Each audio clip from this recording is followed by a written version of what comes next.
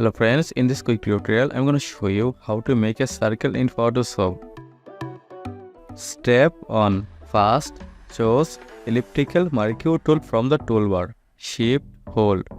A created round shape. And created a new layer. Then choose foreground color red. Ctrl delete to apply foreground color. And deselect.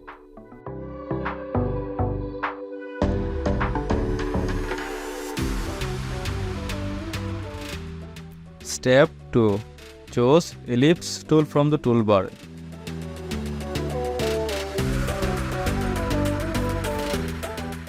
And shift hold, make a round shape.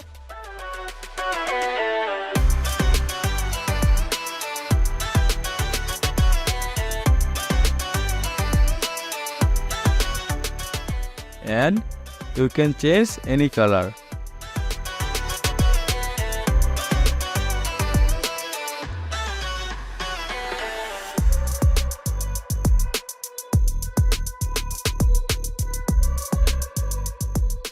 I think this was very easy and can you change color anytime.